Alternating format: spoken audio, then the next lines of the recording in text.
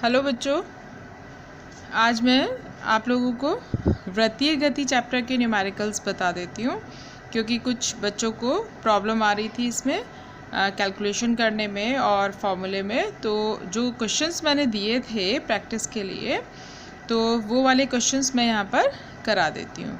Numericals में जितने भी फॉर्मूले यूज़ करने हैं वो सब हम लोग पढ़ चुके हैं, थ्योरी में हम लोगों ने कर लिया है। तो जो न्यूमेरिकल्स हैं उनको अब करना स्टार्ट करते हैं। यहाँ पर फर्स्ट क्वेश्चन दिया हुआ है कि घड़ी की 10 सेंटीमीटर लंबी सेकंड वाली सुई का कोणीय वेग और इसकी रेखीय चाल यानी कि रेखीय वेग ज्ञात कीजिए। तो इसमें हमें करना क्या है, क्या दिया हुआ है, घड़ी कैसे होती है, घड़ी इस तरीके से होती है और सेंटर पर ये सुई होती है इस तरह से। तो सुई क्या करती है, इस तरीके से घूमती है इस डायरेक्शन में। तो जो घड़ी की सुई की जो लंबाई दे रखी है वो कौन से वाली सुई की दी हुई है, सेकंड वाली सुई की लंबाई दी हुई है 10 सेंटीमीटर यहाँ पर हमें। तो इसका मतलब यहाँ पर हमें क्या दे दिया है, त्रिज्या दे दिया है r = 10 सेंटीमीटर। अभी क्या हमें ज्ञात करना है, कोणीय वेग ज्ञात करना है। कोणीय वेग होता है ओमेगा और रेखीय वेग होता है v। तो v का जो फॉर्मूला होता है v = होता है r ओमेगा, और ओमेगा का फॉर्मूला क्या होता है 2π/t। ओमेगा = 2πn भी होता है अगर चक्करों की संख्या दी हुई हो। तो यहाँ पर है ओमेगा = 2π/t, यानी कि यहाँ पर हमें t जो है आवर्तकाल लेना पड़ेगा। और जो सेकेंड वाली सुई है उसका जो आवर्तकाल होता है वो कितना होता है, 60 होता है।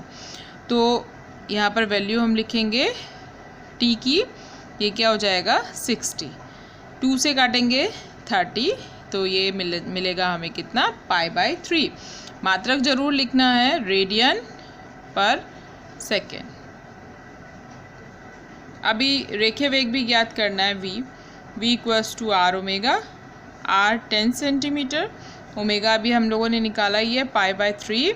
तो ये कितना हो जाएगा 10 π/30। 10 से इसको काटेंगे 3, कितना π/3।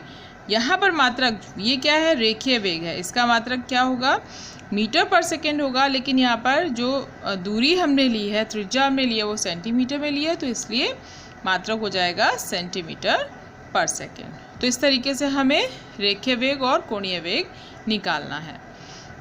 नेक्स्ट क्वेश्चन जो है उसको देखते हैं। सेकेंड क्वेश्चन, एक कण 25 सेंटीमीटर त्रिज्या के वृत्तीय पथ पर 10 मीटर प्रति सेकंड की रेखीय चाल से चक्कर लगा रहा है, इसका आवर्तकाल ज्ञात कीजिए। अब यहाँ पर एक तो हमें त्रिज्या दे दी है r 25 सेंटीमीटर और साथ ही साथ हमें रेखीय चाल v दे दिया है 10 मीटर पर सेकेंड। तो अभी हम क्या करेंगे, क्योंकि मीटर पर सेकेंड में ये सेंटीमीटर में है, अब या तो हम इसको सेंटीमीटर पर सेकेंड में करें, नहीं तो हम इसको मीटर में करें। तो हम क्या करेंगे, r को 25 सेंटीमीटर दिया हुआ है, इसको हम किस में बदल लेंगे, मीटर में। और मीटर में बदलने के लिए हमें क्या करना पड़ता है, 1 सेंटीमीटर में होते हैं 1/100 मीटर, 1 मीटर में होते हैं 100 सेंटीमीटर। अगर हम उल्टा कर दें तो क्या हो जाएगा, 1 सेंटीमीटर में 1/100 मीटर हो जाएंगे। तो इसको हम 100 से डिवाइड करेंगे, तो 100 से डिवाइड करेंगे तो क्या मिल जाएगा 0.25। ये हमारे पास इसकी वैल्यू आ जाएगी। v हमें मिल गया, निकालना है आवर्तकाल, t हमें फाइंड करना है। अब चाल बराबर क्या होता है, चाल बराबर होता है दूरी बटे समय। यहाँ पर वृत्तीय गति है तो जो दूरी हम लेते हैं वो हम क्या लेते हैं, एक चक्कर में चली गई दूरी लेते हैं। एक चक्कर में जितनी दूरी चली जाती है उसको हम क्या कहते हैं, परिधि, यानी कि 2πr। और समय हो गया t हमें फाइंड करना है, तो t = कितना हो जाएगा 2πr/v। वैल्यू पुट कर देंगे, 2 × पाई की वैल्यू अगर कैंसिल हमें दिखाई दे रहा है, आइडिया हो रहा है कि 22/7 रखने से कुछ 7 या 22 से कुछ कट रहा है, तो हम 22/7 रख देते हैं, अदरवाइज हम इसको 3.14 रख देते हैं। r हो गया हमारे पास कितना 0.25, v हो गया 10। तो क्या करें, 10 से हम किसी भी वैल्यू को कट कर देंगे, नहीं तो क्या करना है, 2 5 जा 10, 5 से काटा, 5 5 जा 25, तो 3.14 और 0.05 को हम इसमें मल्टीप्लाई कर देंगे। 5 4 जा 35, शायद 0.15 के आसपास आंसर आ जाएगा, तो इसको कैलकुलेट कर लेना और आंसर आएगा किसमें, सेकेंड में आएगा। नेक्स्ट क्वेश्चन दिया हुआ है, एक दीवार घड़ी में घंटे तथा मिनट की सुइयों की लंबाइयाँ क्रमशः 3 सेंटीमीटर व 6 सेंटीमीटर है। दोनों सुइयों के रेखीय वेगों का अनुपात ज्ञात कीजिए। तो इसमें मैंने हिंट बताया भी था कि कैसे करना है इसको, लेकिन एक बार मैं फिर से उसको दोबारा से बता देती हूँ कि कैसे इसको करना है। यहाँ पर क्या दिया हुआ है, घंटे की सुई दी हुई है और एक मिनट की सुई दी हुई है। तो मान लेते हैं कि घंटे की सुई का जो वेग है वो कितना है, v1, क्योंकि अनुपात हमें निकालना है। सुई का वेग यानी कि रेखीय वेग हो गया v1, और सेकेंड वाली सुई का वेग कितना हो गया, v2, ये हो गया v2।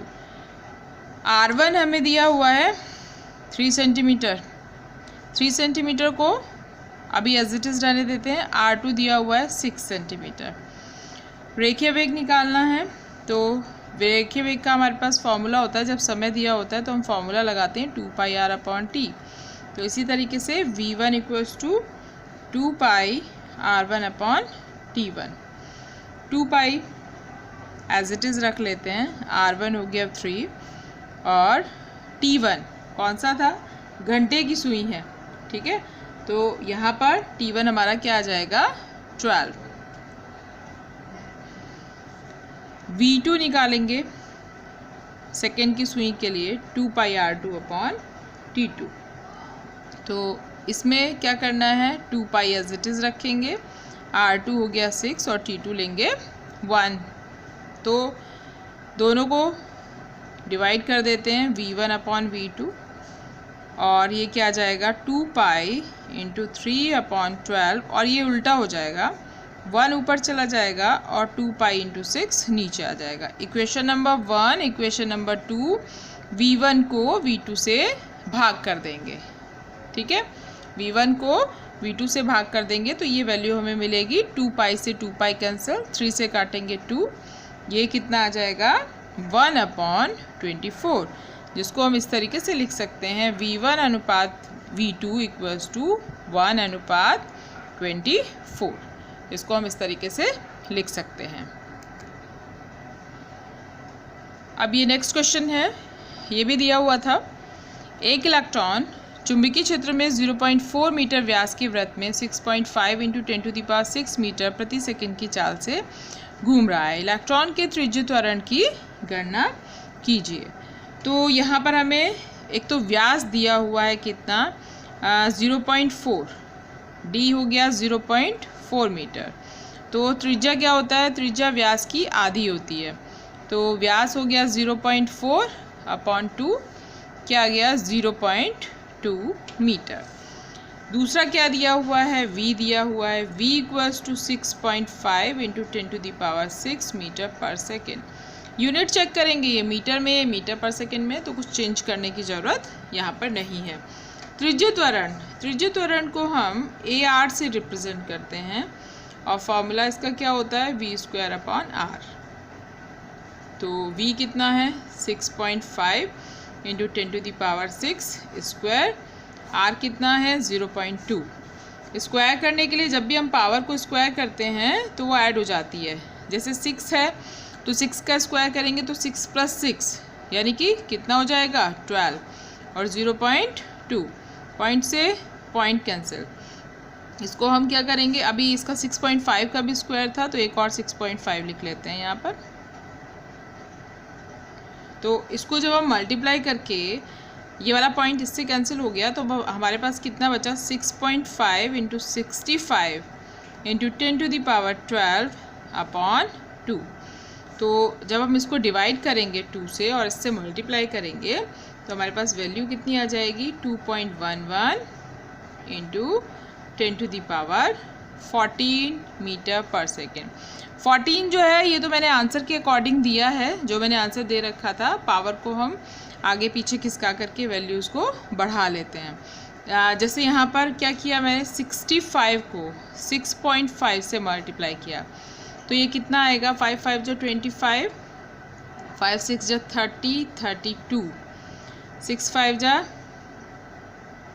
6 6 जो 36 और 3 39, 5 2 ये आ जाएगा। तो पॉइंट हम यहाँ पर लगाएंगे इसके बाद, ठीक है। तो अगर हम इस पॉइंट को यहाँ से यहाँ ले आते हैं, यानी कि हमारे पास कितना आया, 322.5 आया। अगर हम इस पॉइंट को यहाँ से यहाँ खिसकाते हैं तो 2 हमारी पावर बढ़ जाती है। जब हम पावर पीछे की तरफ लेकर के आते हैं तो पावर ऐड होती है, जब हम आगे से पीछे की तरफ लेकर के जाते हैं पावर, तो हमारी पावर क्या हो जाती है, कम हो जाती है। तो ये बात समझ लेना है, तभी इसमें 10 to the power 14 आएगा। देखो जैसे 322.5 आया, तो अभी 2 से डिवाइड भी करना था इसको, तो ये 2 1 जा 2 करके इस तरीके से इसको डिवाइड करके देख लेना, और डिवाइड करने के बाद में जो भी आएगा आंसर तुम्हारा 10 to the power 12 में आएगा। तो पावर को आगे खिसका के हम उसको 10 to the power 14 कर सकते हैं। नेक्स्ट क्वेश्चन है, इसमें दिया हुआ है एक मोटर कार 30 मीटर पर सेकंड की गति से 500 मीटर त्रिज्या के वृत्ताकार मार्ग पर चल रही है। इसकी त्वरण 2 मीटर पर सेकंड स्क्वायर की दर से बढ़ रही है। इसके परिणामी त्वरण का मान ज्ञात कीजिए। परिणामी त्वरण के लिए हमारे पास फॉर्मूला होता है, क्योंकि त्वरण 2 प्रकार के होते हैं, एक तो होता है स्पर्श रेखीय और एक होता है त्रिज्य त्वरण। तो स्पर्श रेखीय को हम AT से डिनोट करते हैं और AR जो होता है हमारा वो होता है त्रिज्य त्वरण। तो यहाँ पर हमें क्या है, AT तो दिया हुआ है 2 मीटर पर सेकेंड स्क्वायर, AT गिवन है, क्योंकि AT क्या हो रहा है, बढ़ रहा है। तो अब हम क्या करेंगे, AR निकाल लेते हैं। AR का अभी हमने पीछे भी फॉर्मूला यूज़ किया, A = v²/r, तो यही वाला फॉर्मूला लगाएंगे, v²/r। v दिया हुआ है 30 × 30 हो जाएगा। r कितना दिया हुआ है 500, ज़ीरोज़ कैंसिल हो गई, 3 3 = 9/5, यानी कि 1.8 मीटर पर सेकेंड स्क्वायर। अब परिणामी त्वरण निकालने के लिए हमें क्या करना पड़ेगा, AR² यानी कि 1.8 स्क्वायर और AT² 2 स्क्वायर। तो इनको क्या करना है, हमें स्क्वायर करके ऐड करना है और फिर स्क्वायर रूट निकालना है, यानी कि वर्गमूल निकालना है। एक बार इनको ट्राई करना है, इसको वर्गमूल निकालने के लिए नहीं होगा तो फिर मुझसे बताना, मैं बताऊंगी कैसे निकालना है वर्गमूल। अब नेक्स्ट क्वेश्चन ले लेते हैं। नेक्स्ट क्वेश्चन है, चंद्रमा 3.85 × 10⁵ किलोमीटर त्रिज्या के वृत्तीय कक्षा में पृथ्वी की परिक्रमा करता है।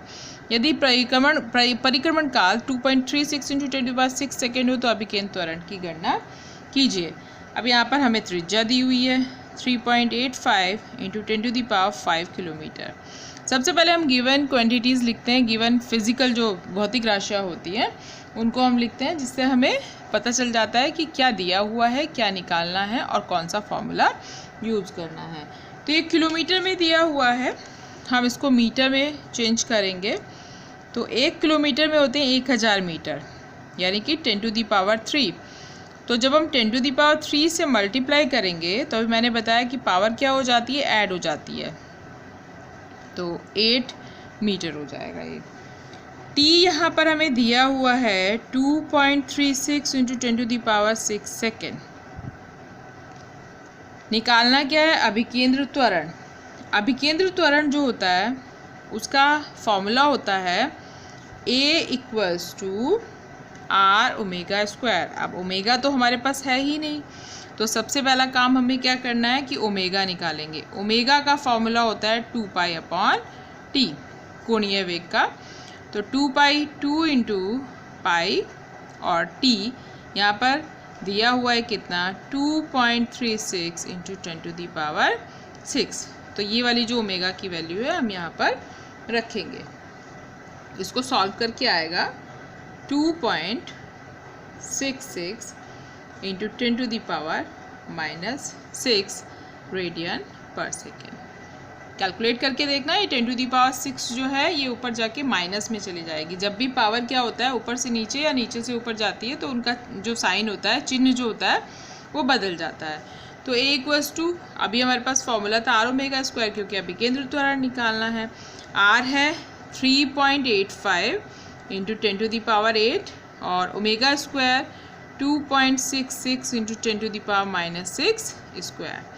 तो इसको मल्टीप्लाई करके देखना। मैं सिर्फ पावर बता देती हूँ कि कैसे करना है।